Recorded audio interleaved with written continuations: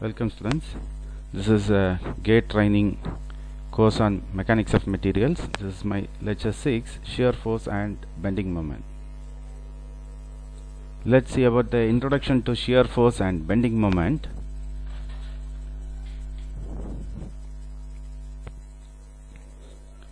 Let's have a cantilever beam loaded at the free end by a load F, and I have made a section about the plane XX. See, this cantilever beam, it is fixed at the right end, that is, it has a fixed support, and at the left end it is free. So I have made a section XX. See the portion of the beam which is left to the section. So due to the force F, it tries to move downwards, right? And just to the right of the section, it will be resisted to move downwards due to the reaction, right? So as a result, a shear force is created at the section.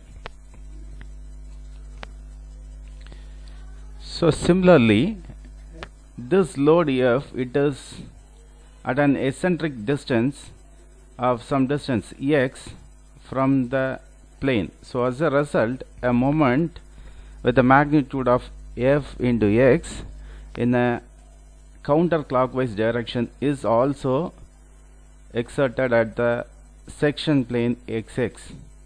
So a shear force and a bending moment is developed at the section XX.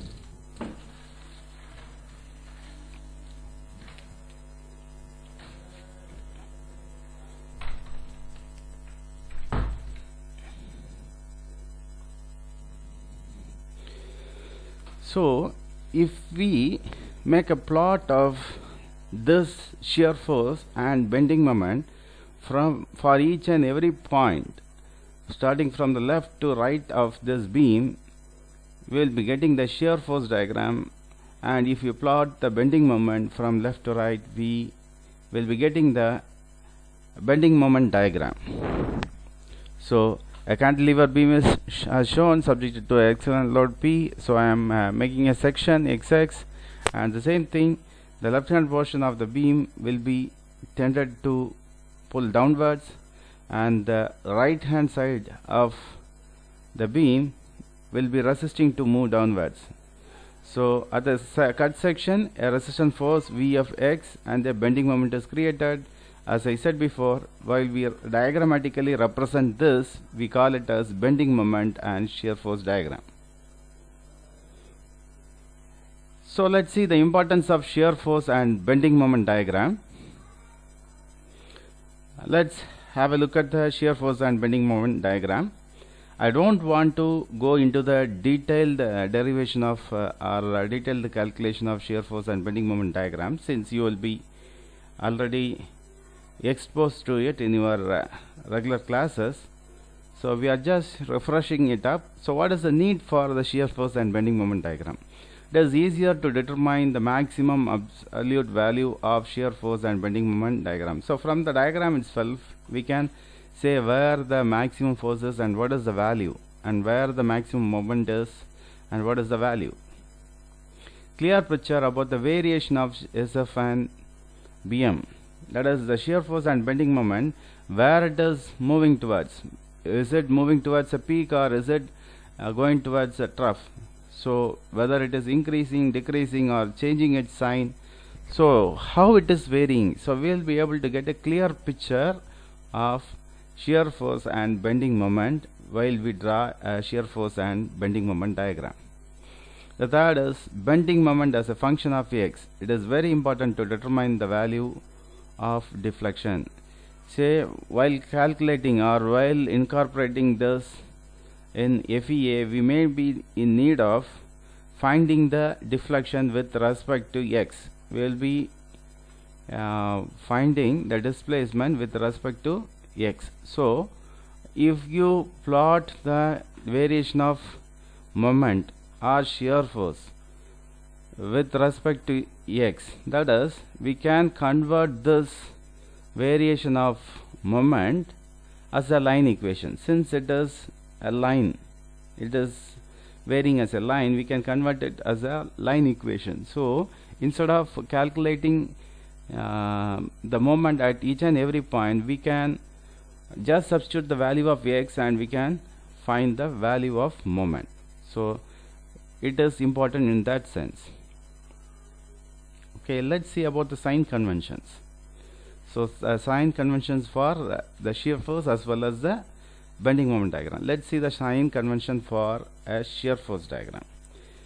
When you have upward force to the right of any cross section which you are considering, it is considered as negative. Say if you have a cross section and if you have a force downwards on the left of the cross section, it is again considered as negative. So this type of loading we consider it to be a negative shear force.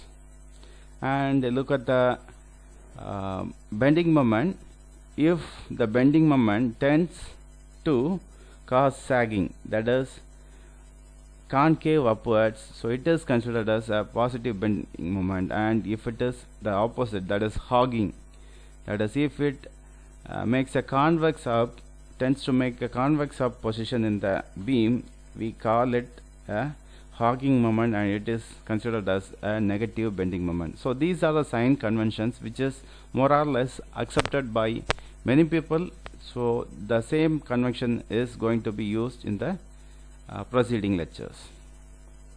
So let's see some cases of shear force and bending moment. So now we are going to see the shear force and bending moment diagram for a cantilever beam. So in the diagram we have a cantilever beam loaded at the free end, that is at the left end, by a load P. So now let's see the shear force diagram. So have a look at the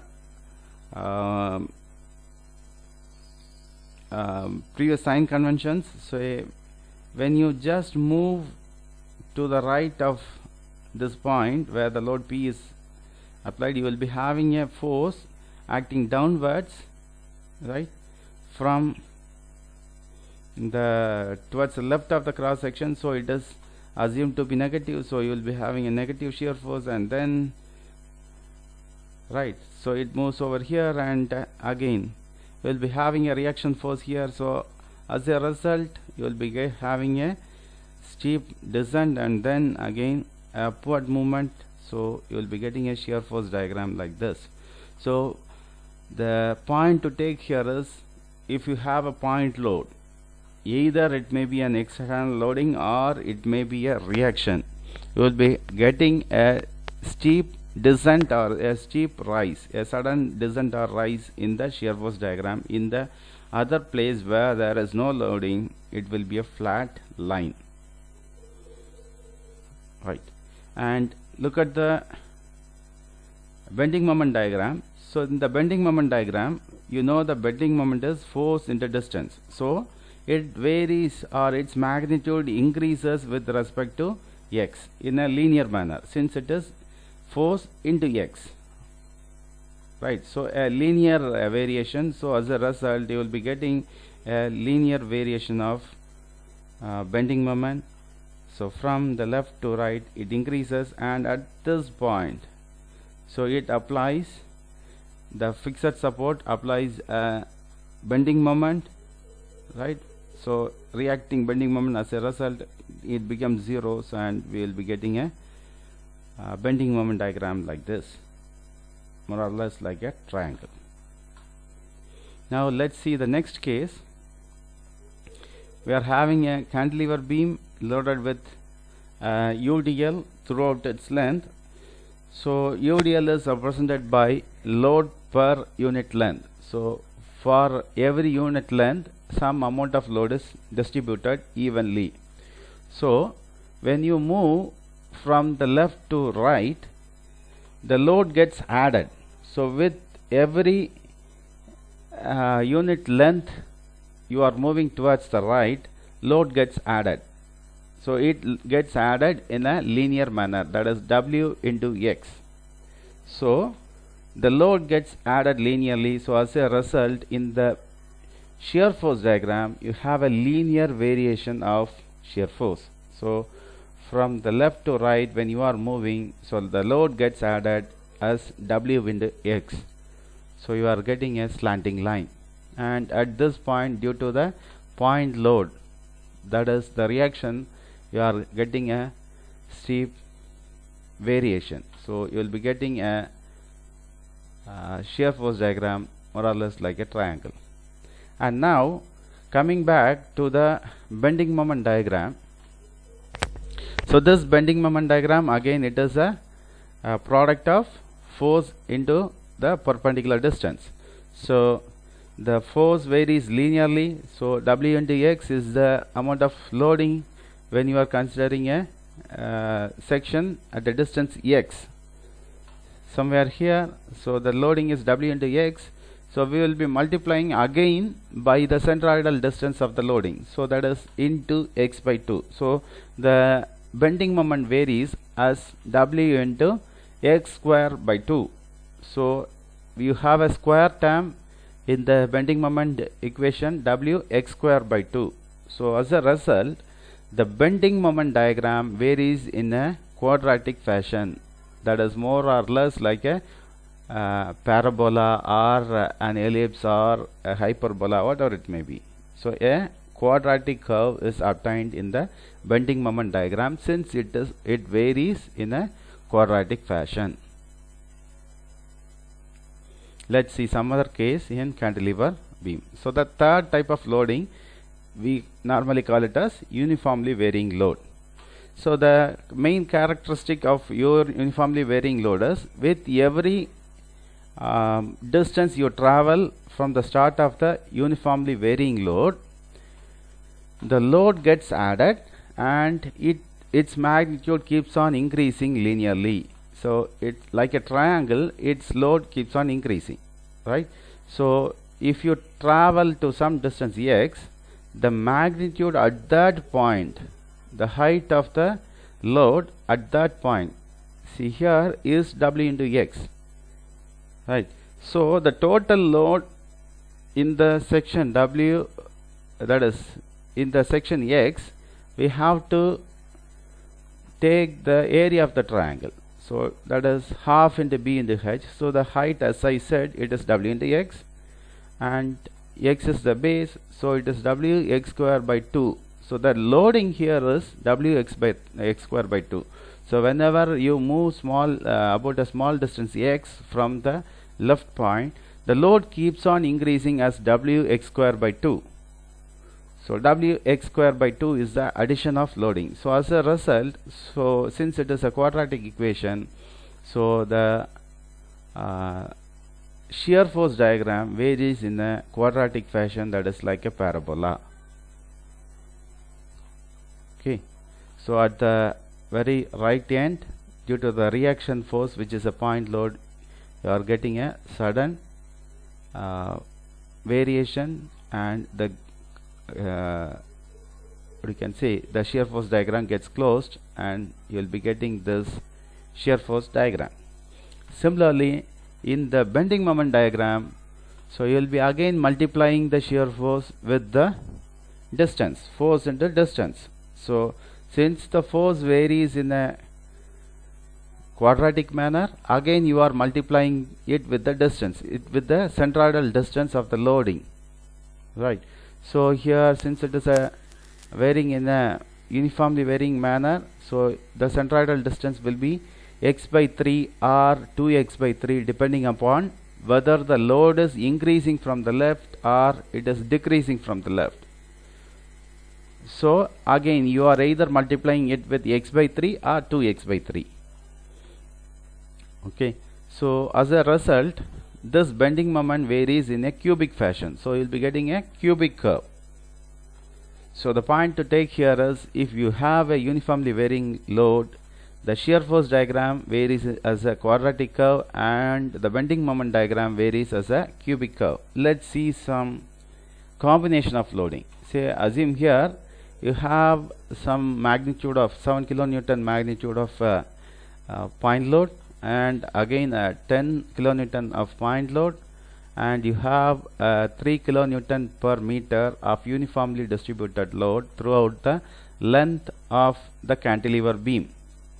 So as a result, let's have a look at the shear force diagram. I don't want to go into the calculation of the shear force, but let's see.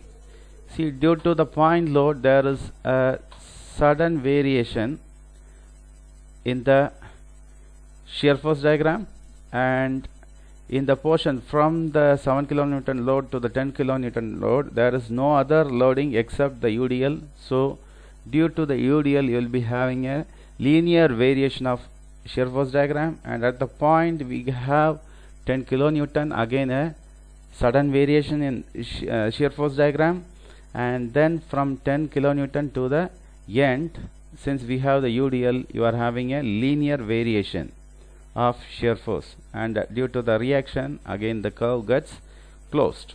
So this is the shear force diagram for you in combined loading. And look at the bending moment diagram. So due to the UDL, you will be getting a parabolic curve or a quadratic curve throughout, and at the same time, due to the moment caused due to this 7 kilonewton and 10 kilonewton load, so from 7 to 10 you will be getting parabolic curve with one equation, and from 10 to 10 kilonewton load to the end, you will be having another parabolic curve, right?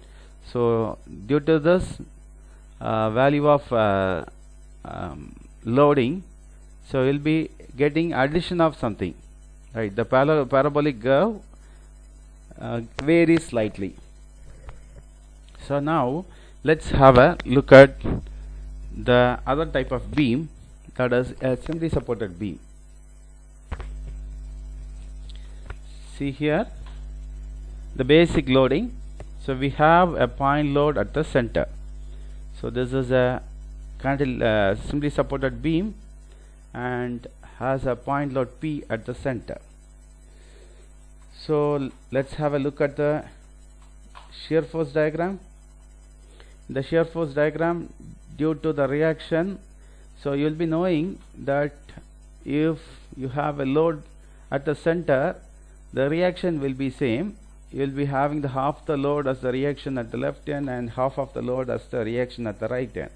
So the half of the load value, you will be having a sudden variation, and then till it reaches the point where the load is applied, you will be having no variation, right? And again at the point where the load is applied, you have a sudden variation of magnitude P, and then again till it reaches the reaction, it is a horizontal line, or there is no variation in shear force, and at the reaction point you will be getting half the load of variation, that is P by 2 variation. So again it gets closed.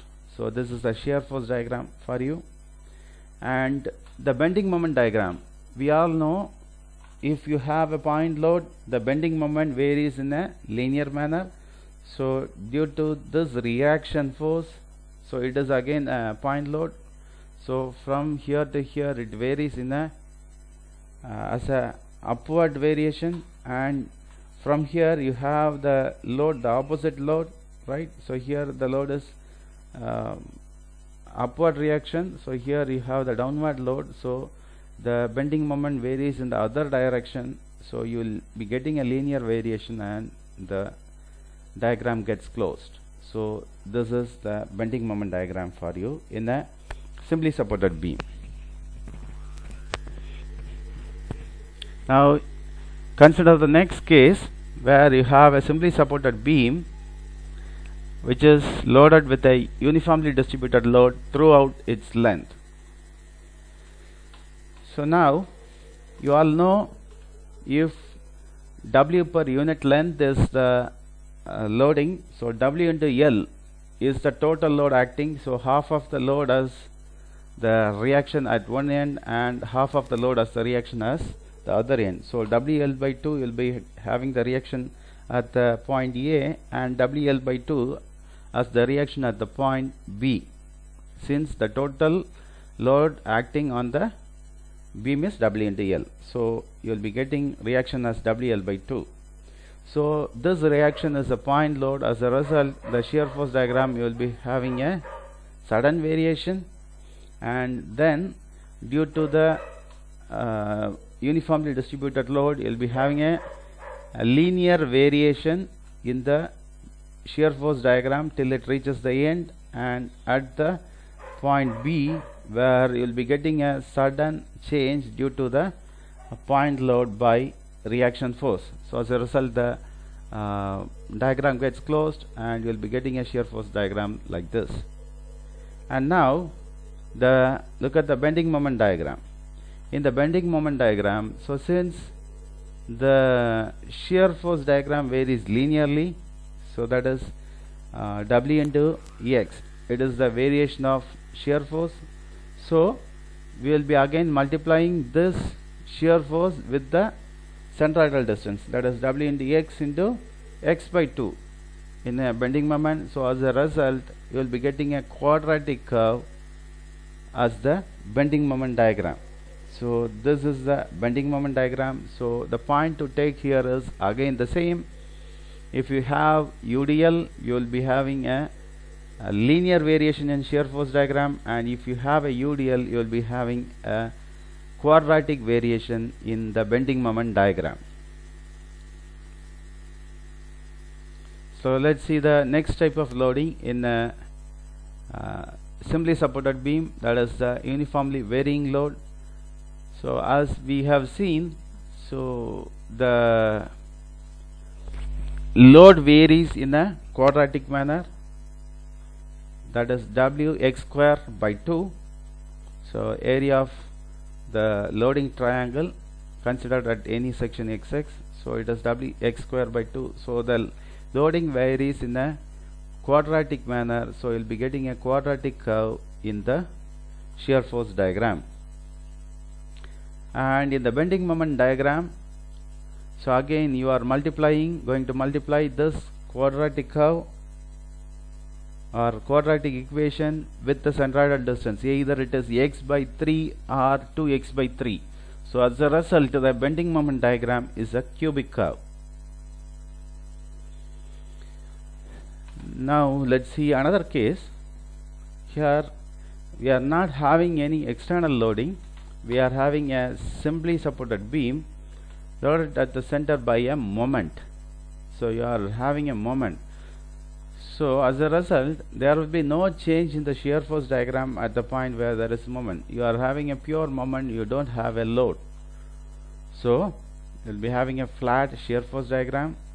So at the end, you will be having the support reactions. So there will be a sudden variation at the end, but the remaining portion, it is a flat curve or a flat straight line, horizontal straight line. And coming to the bending moment diagram, so you have a point load due to the reaction. So as a result, the bending moment diagram varies linearly till it reaches the point where the bending moment, pure bending moment is applied or pure couple is applied. So at that point, if you have a bending moment, a clockwise or anti-clockwise bending moment, depending upon the sign convention, you will be having a steep rise or fall in the bending moment diagram. And again, it varies due to the reaction force. It varies linearly and it reaches 0. So this is the bending moment diagram for you. The point to take here is, if you have a bending moment, pure bending moment as the loading, there will be no change in the shear force diagram, but there will be a sharp increase or decrease in bending moment at that particular point. So these are the different types of loading in different types of shear force and bending moment diagrams in case of cantilever beam and assembly supported beam, which we normally discuss. So let's see another one point. It is called as the point of contraflexure. So assume a case where we have a overhanging beam. See here we are having a beam and with simply supported ends, and we have a overhanging portion, right? So let's have the look at the bending moment diagram. Since we have a UDL, you know that the bending moment diagram varies in a quadratic manner. So it varies like this, and at the support it reaches 0, and again it varies in a quadratic manner. So this is the bending moment diagram. So what happens at the point B?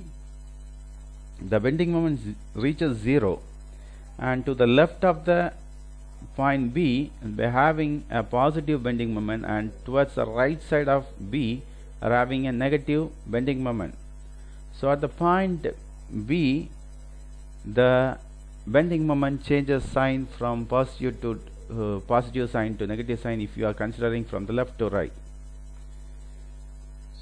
So at the point it has 0 bending moment, and it is of very much importance because look at the deflection diagram. When you are having a look at the deflection diagram, see from A to C the deflection is a concave up curve, whereas from C to the end it gets deflected in the opposite sense, that is, it is a convex up curve. So concave from A to C, and from C to the end it is convex. So at this point there is a very high chance that there will be very heavy stresses at the point C, since one to the left of that point it is stressed in one direction, and to the right it is stressed in the opposite sense. So at this point C you will be having a very heavy chance of having a very high stress. So the point of contraflexure is very, very important. So at the point where the bending moment changes its sign, we call it as the contraflexure. So to the right and left of the contraflexure point, the beam tends to deflect in an opposite manner. If it is concave, then it changes to convex. If it is convex, it changes to concave. So these are the points which I want to discuss in relation with bending moment and shear force diagram, and these are the references. Thank you.